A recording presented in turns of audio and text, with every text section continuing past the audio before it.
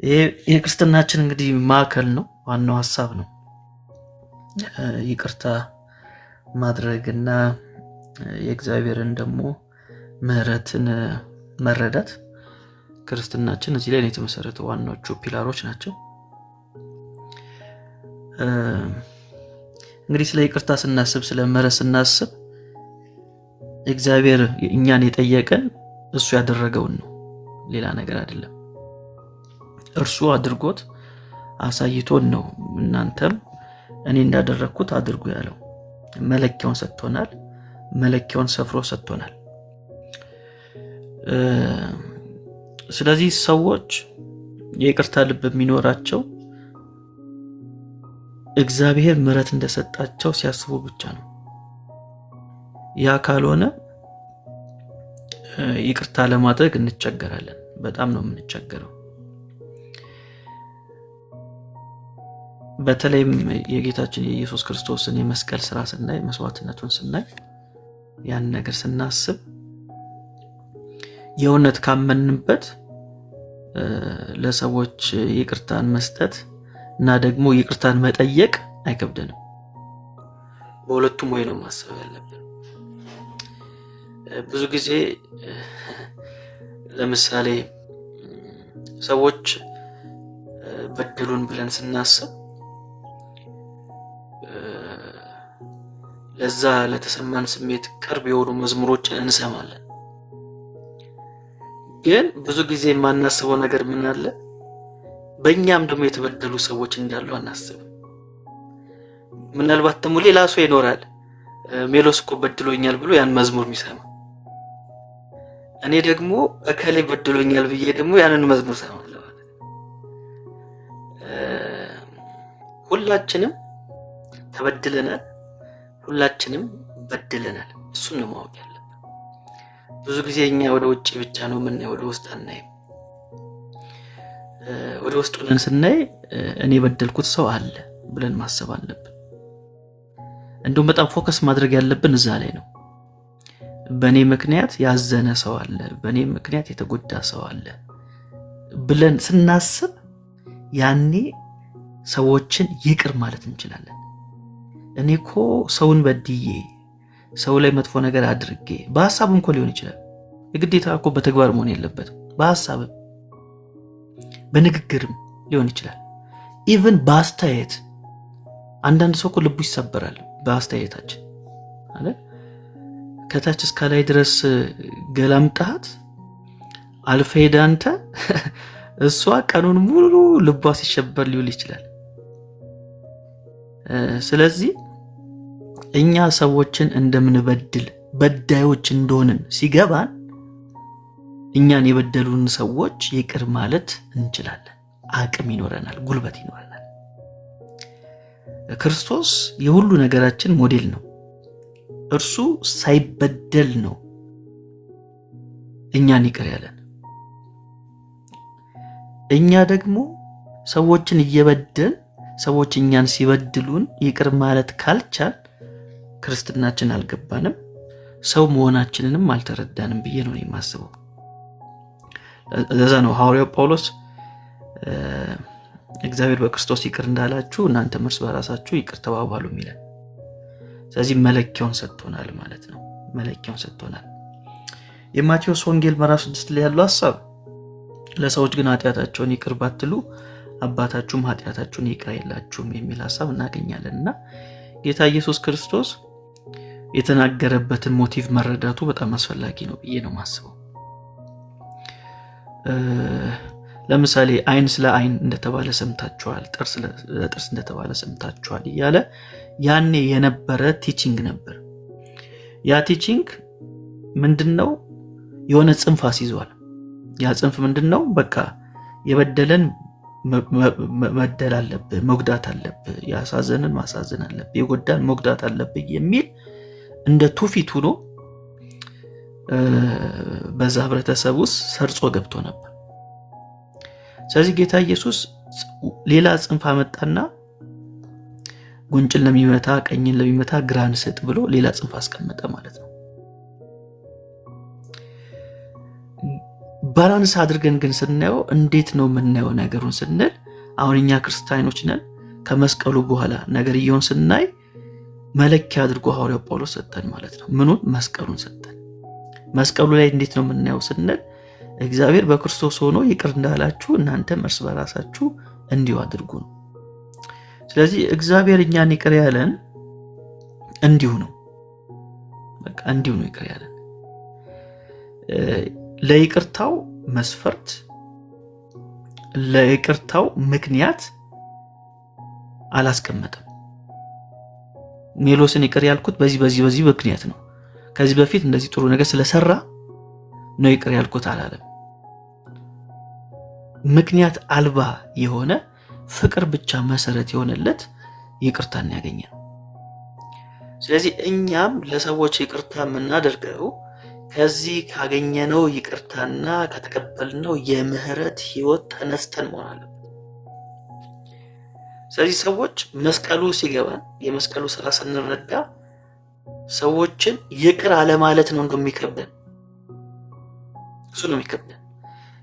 የጻድቅ አይኖች ሁል ጊዜ ወደ ራሱ ናቸው፣ ራሱን ነው የሚመለከተው። ማለት እኔ ምን አይነት ሰው ነኝ ማለት እግዚአብሔር እኔን ይቅር ሊለኝ የቻለ አምላክ አለኝ ብለን ሁሌ የምናስብ ከሆነ በእውነት ለሌሎች ሰዎች ይቅርታን አለመስጠት አንችልም። ግን መረዳት ያለብን ነገር ሁሉ ነገር ፕሮሰስ ደግሞ መሆኑን መርሳት የለብንም። በአንዴ ነገሮች አይቀየሩም። ዋናው የሚያስፈልገው ምንድነው? የይቅርታ ልብ ግን ያስፈልጋል። ቅድም ደግሞ ያልኩትን ነገር መርሳት የለብንም። እኛ በዳዮች መሆናችንን መርሳት የለብንም። እንበድላለን። ሁላችንም በዳዮች ነን። ስለዚህ በዳዮች ከሆነን ሰዎችን ይቅር ላለ ማለት ቁመና የለንም ማለት ነው። የሚያስመካ ቁመና የለንም። እንኳን በእግዚአብሔር ፊት ይቅርና በሰዎች ፊት እንኳን አብዛኞቻችን መቆም የማንችል ሰዎች ነን። ስለዚህ የሁሉ ነገር መሰረቱ ምንድነው? ቀራንዮ ነው። ቀራንዮን ማየት ስንችል እግዚአብሔር በልጁ በኢየሱስ ክርስቶስ አማካይነት የሰጠንን ምሕረት መረዳት ስንጀምር እንዴ እኛማ ምን ተደረግን? የእውነት ምንም አልተደረግንም። ኃጢአት ያልተገኘበት፣ ተንኮል በአንደበቱ ያልተገኘበት ክርስቶስ ስለኛ ሲል ያን ሁሉ መከራ የከፈለ ክርስቶስ የሱ ተከታዮች ነን ብለን እኛ እንኳን ኃጢአት ያለብን ሰዎች እንዴት ሰዎችን ይቅር ማለት ያቅተናል? አውቃለሁ ይህን ስናገር እንደምናገረው ቀላል አይደለም። ግን ደግሞ የሚያስችል ጸጋ ደግሞ አለ፣ የሚረዳ ደግሞ ጸጋ አለ። እሱን ነው ማሰብ ያለብን። እኔ በራሴ አልችልም፣ እኔ በራሴ አቅም የለኝም። እኔ እንኳን ሰዎችን ይቅርና ራሴንም እንኳን ይቅር ማለት የማልችል ሰው ነኝ። አልችልም። ምን ነው ይህን ባላደረኩ፣ ምን ነው ያን ባልሰራው፣ ምን ነው እንዲህ ባልተናገርኩ ብዬ ራሴን ብዙ ጊዜ ገስጬ አውቃለሁ። ከራሴ ጋር ብዙ ጊዜ ተጣልቼ አውቃለሁ። ምን አይነት ማትረባ ሰው ነህ ብዬ ራሴን ለራሴ ወቅሼው አውቃለሁ። አንዳንድ ባደረኳቸው ነገሮች ለራሴ እንኳን ይቅርታ መስጠት የማልችል አይነት ሰው ነበርኩ። እንኳን ለሰው ይቅርና ግን ወደ ቀራንዮ አይኖቼን ሳነሳ ሁሉንም ነገር ደግሞ እረሳለሁ። ለካ ዋጋ የተከፈለልኝ ሰው ነኝ። ለካ እግዚአብሔር በልጁ በኩል በዚህ ደረጃ ይወደኛል። እንደዛ ከሆነ እርሱ እኔን ይቅር ለማለት ካላፈረ እኔ ደግሞ ራሴን ይቅር ማለት እንዴት ያቅተኛል ብዬ ራሴን ጠይቃለሁ። ከዛ ደግሞ ወደ ጎና ያለው ያ ሁሉ በደሌን ክርስቶስ ከተወልኝ እንዴ በዙሪያ ያሉ ወንድሞችና እህቶች ደግሞ እኔን የበደሉኝ በጣም ጥቂት ነው። ስለዚህ እነሱን ይቅር ለማለት አቅም ጉልበት አገኛለሁ ማለት ነው። ስለዚህ ወንድሞችና እህቶች ሁሌ ለጥያቄዎቻችን ለተቸገርንበት ነገር መልሱ የሚገኘው ቀራንዮ ላይ ነው። ሌላ ቦታ እናገኘው፣ መስቀሉ ላይ ነው የምናገኘው። ስለዚህ ምሕረቱ የእግዚአብሔር የበዛ ስለሆነ ቸርነቱ የበዛ ስለሆነ እሱን ሁል ጊዜ እያሰብን ሰዎችን ይቅር ለማለት ጥበቡን እናገኛለን ማለት ነው። አቅሙን እናገኛለን። ደግሞ ትልቁ ማነቆ በክርስትና ሕይወት ውስጥ እንዳናድግ የሚያደርገን ምንድነው? ሰዎችን ይቅር አለ ማለት ነው። ምናልባት በዚህ አይነት ሁኔታ የምትቸገሩ ሰዎች ካላችሁ ቂም መርዝ ነው ታውቃላችሁ፣ ውስጣችሁን ነው የሚበላው። ይቅር አለ ማለት ካንሰር ነው፣ መቅኔን ነው የሚጨርሰው። ግን በይቅርታ ውስጥ ምን አለ? ፈውስ አለ። በይቅርታ ውስጥ ምን አለ? ከእግዚአብሔር ጋራ ትክክል መሆንን እናገኛለን።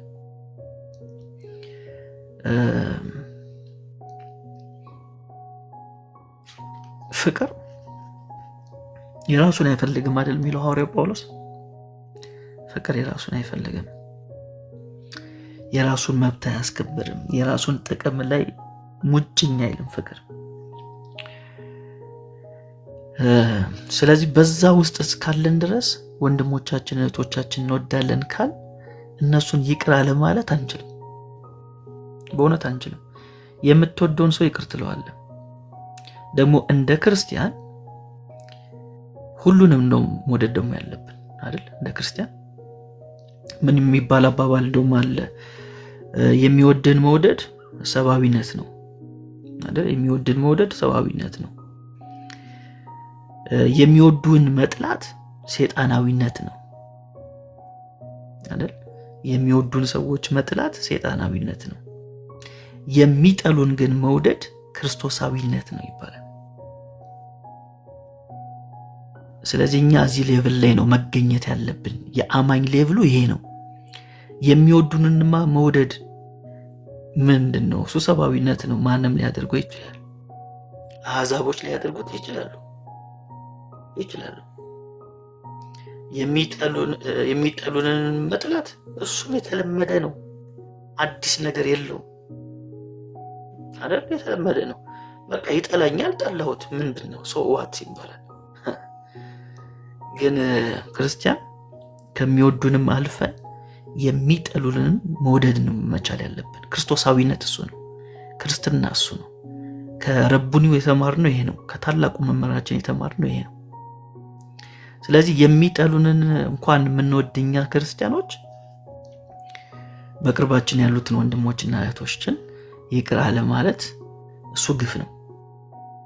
የክርስቶስንም የመስቀል ስራ በዜሮ እንደማባዛት ነው የሚቆጠርብን። ከዚህ አንጻር ብናየው ጥሩ ነው ብዬ አስባለሁ። ፖሊ እንዳላራዝመው እዚህ ጋር ፖዝ ላድርግ። ሜላይ ጌታ ይባርክነት። በጣም ፓወርፉል ኢቨን ጠላቶቻችንን ይቅር ማለት ነው ክርስቶሳዊነት የኛ ስታንዳርድ ያ ነው የሚለው አይ ቲንክ በደንብ ይመልሳልና ኢቨን ያልካቸው መንገድ ይቅርታ ማለት ማድረግ ራሱ ፕሮሰስ አለው። በአንድ ይቅርታ ያርግ አይባልም፣ ፕሮሰስ አለው። ሰዎች ይቅርታ ማድረግ በቀላሉ ላይችሉ ይችላሉ። በእግዚአብሔር ጸጋ ግን ማድረግ ይቻላል። ላይክ ኦፕሽን ሳይሆን ይቻላል፣ ያስችላል፣ የሚያስችላል። ያ በጣም ፓወርፉል ነውና አይ ቲንክ ይቅር የተባለ ልብ እንዳልከው ይቅር ይላልና እግዚአብሔር ደግሞ ይሄን እንድናደርግ ይርዳን። ብዙ ሰዎች ሜላይ በዚህ ስትራግል ያደርጋሉ። የሚገርም ኢቨን ስለዚህ ቶፒክ ሲነሳ በጣም ቶሎ ይበሳጫሉ፣ ቶሎ ዲፌንድ ያደርጋሉና በድሎኝ አይደል እንዴ ምናምን ሲባል እንዳልከው ሄደ መስቀሉን ካየህ የተደረገልህ ከገባህ አለማድረግ አይከብድም። የመረዳት ጉዳይ ነውና አይ ቲንክ ሪከርድም ስላለን ይመልሽ እሰማለሁ። በጣም ፖይንት የሆኑ ነገሮችን ተናግረሃልና ሜላይ እዛ ጋር ያን ቃል አይ ይቅር ካላላችሁ እናንተ ይቅር አትባሉም ብሎ ቀጥታ የሚፈቱት ትክክል አይደለም ማለት ነው አይደል? እንዴት ባርጎ የሚፈቱት? እናንተ ይቅር ካላላችሁ ለምሳሌ ይቅርታ ማረግ ካቃታችሁ የሰማይ አባታችሁም ይቅር አይላችሁም ብለው የሚፈቱት ቃሉ። በሱ አይነት መንገድ መረዳት የለብንም መጽሐፉን። እንዳልኩት አንደኛ ኮንቴክስቱን መረዳት አለብን፣ ጌታ የተናገረበትን ሞቲቭ መረዳት አለብን። ከዛ በኋላ ደግሞ አጠቃላይ የአዲስ ኪዳን ትምህርትን መያዝ አለብን። ስለዚህ በተለይም ደግሞ በታይሚንግ ነው አይደል እኛ መጽሐፉን የምናጠነው። በተለይ ከጌታችን ከኢየሱስ ክርስቶስ የመስቀል ስራ በኋላ ያሉ ትምህርቶች አሉ።